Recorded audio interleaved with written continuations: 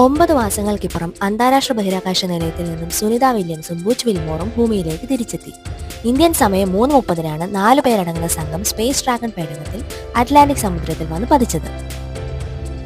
8 ദിവസത്തെ ദൗത്യത്തിനായി ബോയിംഗ് സ്റ്റാർലൈനറിൽ കഴിഞ്ഞ ജൂൺ 8-നാണ് ഇരുവരും അന്താരാഷ്ട്ര ബഹിരാകാശ നിലയത്തിലേക്ക് പോയത്.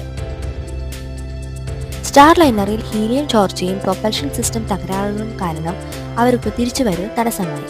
സ്റ്റാർലൈനറിലെ പ്രശ്നം തിരിച്ചുവരവിലെ കാലതാമസവും നാസ അംഗീകരിക്കുകയും ചെയ്തു.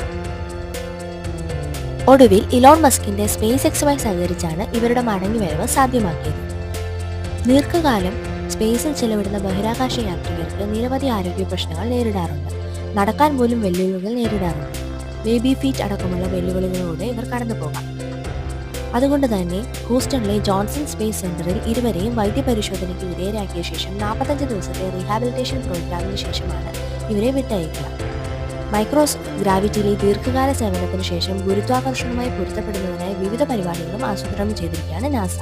റീഹാബിലിറ്റേഷനായി ഇവരെ ഹെലികോപ്റ്ററിൽ ഹൂസ്റ്റണിലേക്ക് കൊണ്ടുപോയിരിക്കുക.